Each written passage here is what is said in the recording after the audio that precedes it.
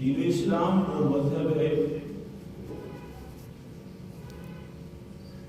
جو ہوش سے لے کر موت تک آپ کو اپنانا ہے۔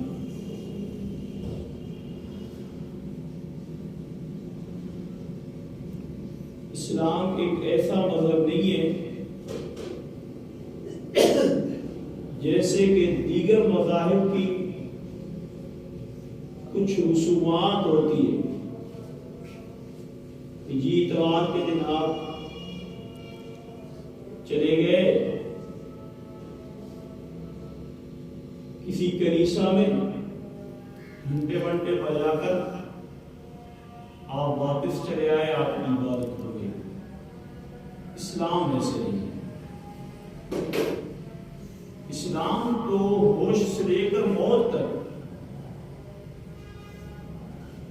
زندگی کے ہر موڑ میں آپ کو اپنی زندگی کے ساتھ اپنانا ہے۔ آپ کو اپنی زندگی کے ہر پہلو میں اسلام کو مد نظر رکھنا ہے۔ یہ اسلام اور مسلمان کا خلاصہ ہے، اور اللہ رب العزت کی چاہت بھی یہی ہے کہ میں اپنے بندے کو دنیا میں اس نظر سے دیکھوں کہ میرا بندہ بن کر رہے۔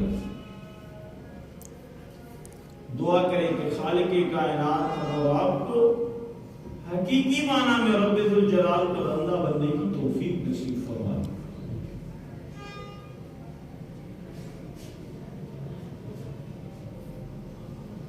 دنیا کی زندگی میں ہم اور آپ کے ساتھ شیطان بھی ہے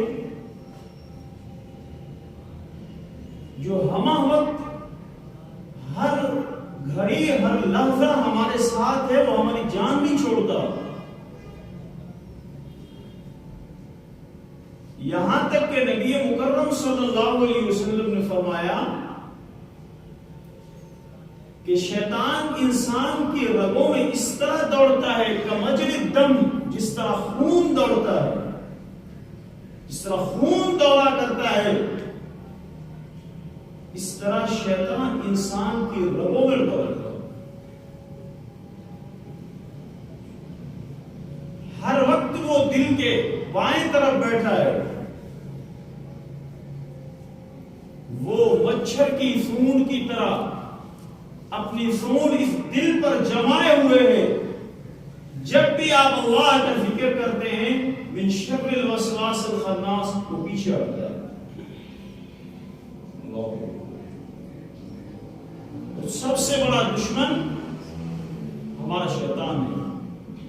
ان الشیطان لکم عدو، قرآن نے کہا کہ اس شیطان تمہارا دشمن ہے، فاتخذوہ عدوا، اب اپنے اس دشمن سے بچو. دوسری جگہ ارشاد فرمایا انہ لکم عدو مبین، یہ تو تمہارا کھلا دشمن ہے. اللہ تبارک و تعالی نے ہم اور آپ کو شیطان سے بچنے کے راستے اور شیطان سے بچنے کے ہیلے اور شیطان سے بچنے کا طریقہ بھی رب ذوالجلال نے سمجھا دیا.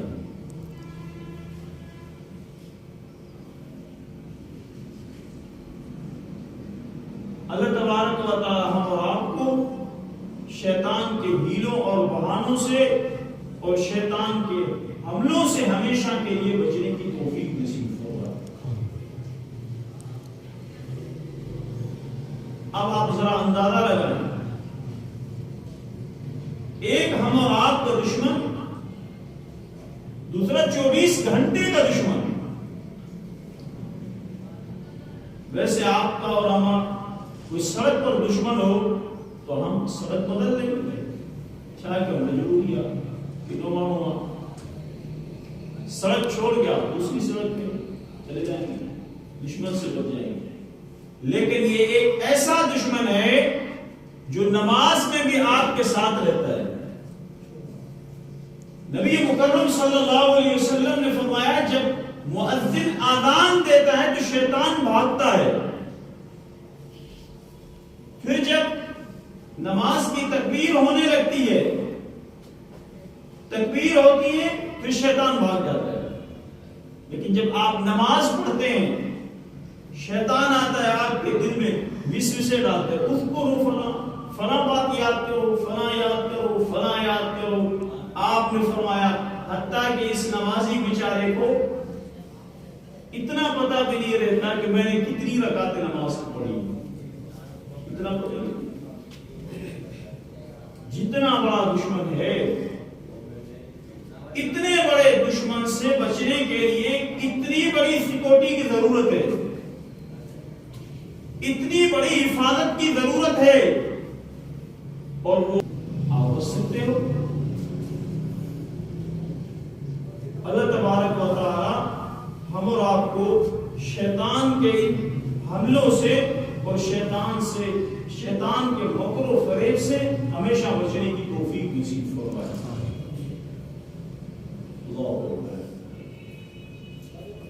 اللہ تبارک و تعالی نے اس دشمن سے جو بچنے کا ہمیں حکم دیا ہے اس میں خاص اس بات کی تاکید فرمائی ہے کہ جن باتوں سے میں رب ذوالجلال نے منع فرمایا ہے ان باتوں سے رک جاؤ. جب تم ان باتوں سے رکو گے تو شیطان آپ پر حملہ نہیں کر سکے گا. شیطان کے حملے آپ پر ناکام ہوتے رہیں گے. آپ کے روح کو تقویت ملے گی جو آپ کے شیطان کا، آپ کے نفس کا مقابلہ کر سکے گی اور آپ کو عبادت میں اللہ رب العزت کی فرما برداری میں ایک لذت اور مٹھاس اور پیار نصیب ہوگا. تو بھائیو، نبی مکرم صلی اللہ علیہ وسلم نے فرمایا دنیا میں کوئی انسان ایسا نہیں ہے انبیاء علیہ الصلوۃ والتسلیم کے علاوہ جس سے گناہ نہ ہو سکے. ہر انسان سے گناہ ہوگا. جب گناہ ہوگا تو اس گناہ کی تلافی کیا ہے، اس گناہ سے روگردانی کا طریقہ کیا ہے. ایک بندے سے خطا ہو چکی ہے، گناہ ہو چکا ہے، اب وہ کیا کرے؟ فرمایا کہ اب وہ توبہ کا راستہ اپنا. سب کو سبحان اللہ. قربان جاؤں اس رب ذوالجلال کی ذات گرامی پر جس نے ایک توبہ کا بہترین دروازہ اور طریقہ رکھا. اسے پتا تھا کہ میرے بندوں سے نافرمانی ہو جائے گی، جب ہو جائے گی تو میں ان کو اپنی رحمت میں لینے کا جو بہانہ دوں گا وہ بہانہ توبہ اور استغفار کا ہے. بندہ توبہ اور استغفار کرے گا، میں اس کو اپنی رحمتوں کے آغوش میں دے گا. اور جو اللہ کی رحمت میں آ جائے، جو اللہ کی رحمت میں آ جائے دنیا کی مجال نہیں ہے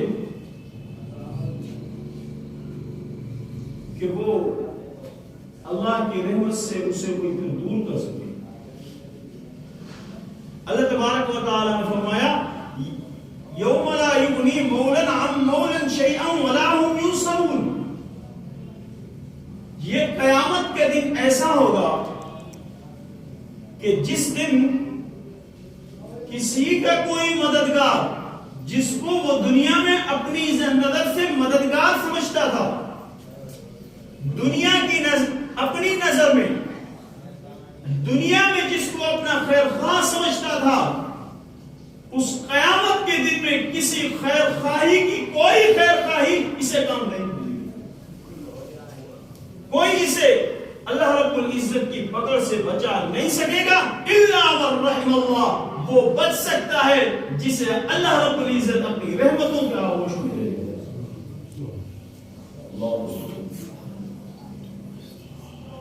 اللہ کی رحمت کی آغوش میں کون آئیں گے؟ ہم اس بات پہ ذرا غور کریں.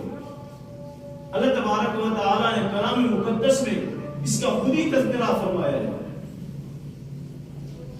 سورہ مومن کے آخر میں اللہ تبارک و تعالی فرماتے ہیں شروع میں کہ فرشتوں کی ایک بہت ساری جماعت ہے. وہ فرشتے ہمیشہ اللہ رب العزت سے دعا مانگتے رہتے ہیں. الذين يحملون العرش ومن حوله يسبحون بحمد ربهم. سبحان اللہ. فرمایا کہ وہ فرشتے يحملون العرش، جو اللہ رب العزت کے عرش کو اٹھائے ہوئے ہیں، ومن حوله، اور جو اس عرش کے اللہ رب العزت کی ذات عالی کے چوگرد جمع ہیں، یسبحون بحمد ربهم ویؤمنون به، وہ ہما وقت اللہ رب العزت کی تسبیح میں مشغول رہتے ہیں. ویؤمنون به، اور اللہ رب العزت پر ایمان رکھتے ہیں. اللہ ان کا دوسرا کام کیا ہے؟ فرمایا کہ ان کا دوسرا کام وَيَسْتَغْفِرُونَ لِلَّذِينَ آمَنُوا، اور دنیا میں جو ایمان والے بستے ہیں، جو اپنے گھروں کو چھوڑ کر رات کی اندھیریوں میں مسجدوں میں تشریف لاتے ہیں، جو ہمہ وقت اللہ سے ڈرنے والے ہوتے ہیں، وَيَسْتَغْفِرُونَ، یہ فرشتے آسمانوں پر ان کے لیے استغفار کرتے ہیں. اللہ ان کو بچا دیجیے. للذین آمنوا ربنا وسعت كل شيء رحمة وعلما فاغفر للذین آمنوا واتبعوا سبیلک وقهم عذاب الجحیم.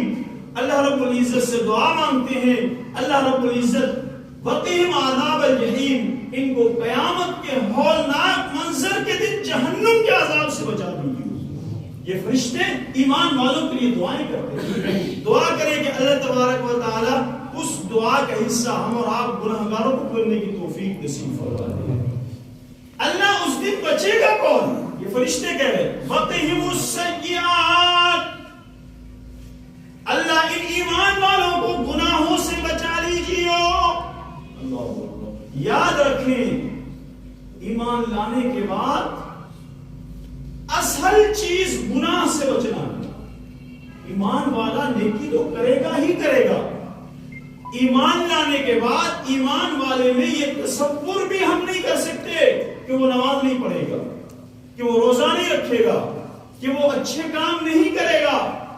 وہ تو اچھے کام کرے گا ہی کرے گا، لیکن اصل چیز جو ہے وہ گناہ سے بچنا ہے. اللہ آج ہمارا ذہن کیا بن چکا ہے؟ آج ہمارا ذہن یہ کہتا ہے کہ نیکی کے کام بھی کرو، اچھائیاں کرتے رہو، اچھائیاں کرتے رہو، لیکن ساتھ میں ہم گناہ کو نہیں چھوڑ سکتے.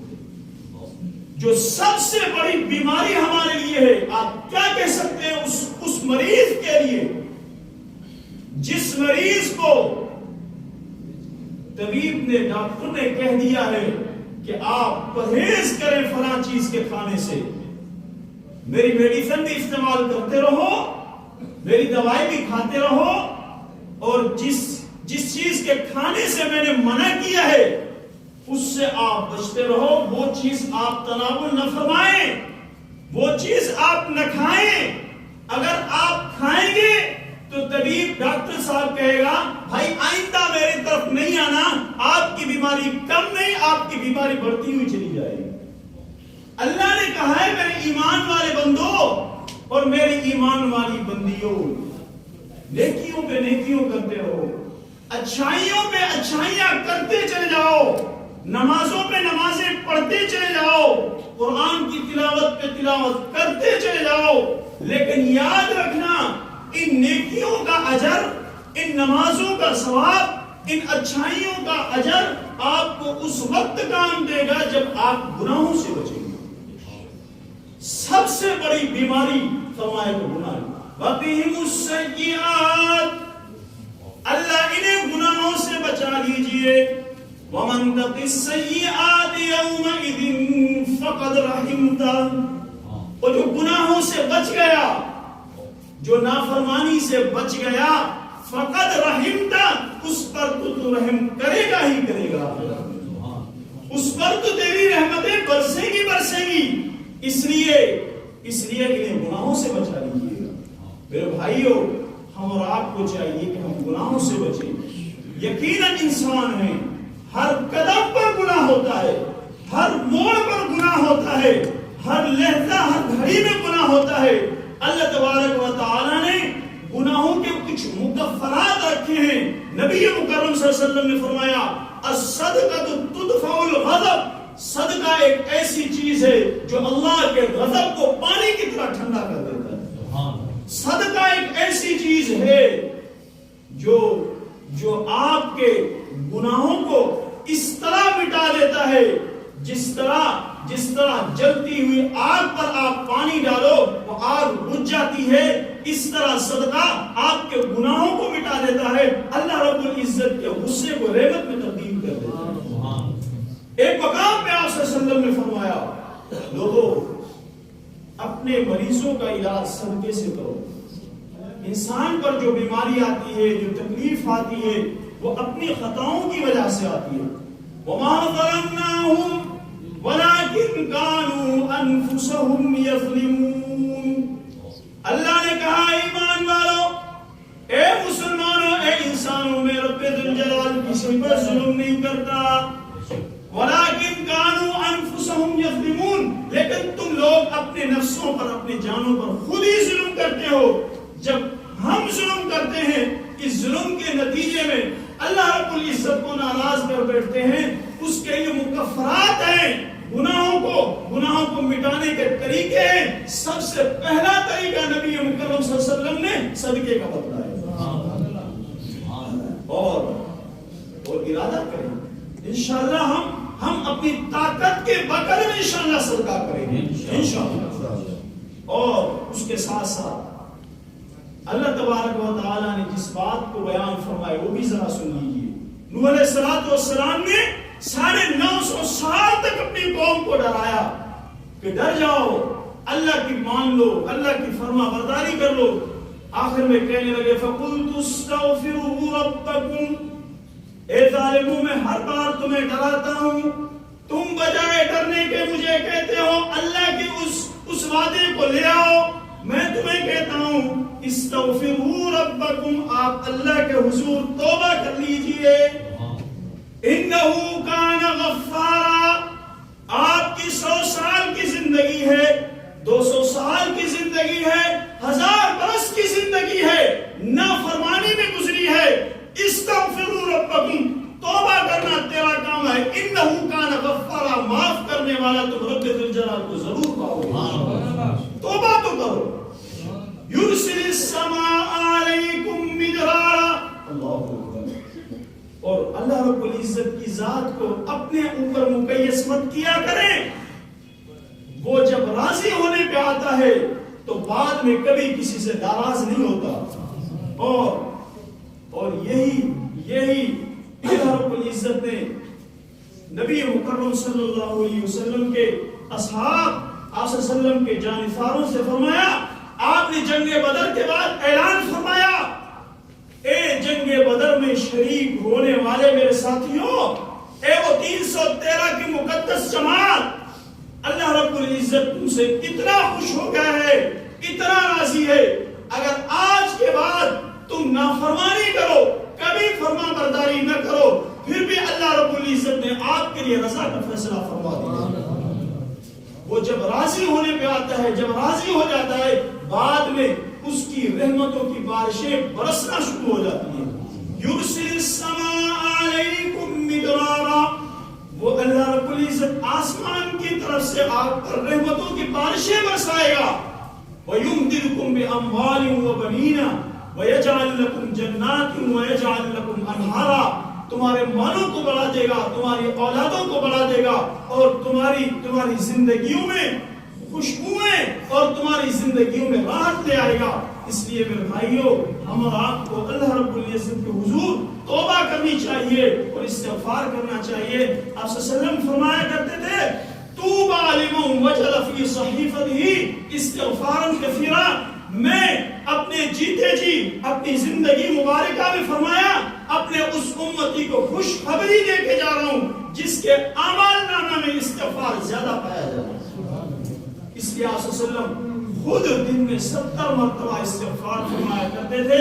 آپ تو معصوم عن الخطا تھے، ہم اور آپ کو سبق دینا تھا کہ میرے امت والو، مجھے پتا ہے کہ تم سے گناہ ہوں گے، خطائیں ہوں گی، تم استغفار کرنا، اللہ تبارک و تعالی اس استغفار کی برکت سے آپ کے گناہوں کو مٹا دیں گے۔ تو آج سے ہم عزم اور ارادہ کریں، انشاءاللہ روزانہ ہم استغفار پڑھنے کی اپنی ترتیب بنائیں گے۔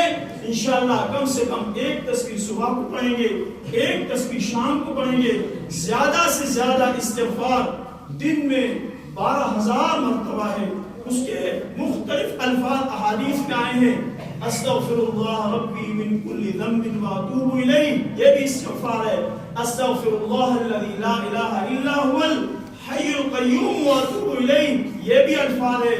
استغفر اللہ العظیم، ایک مختصر استغفار ہے۔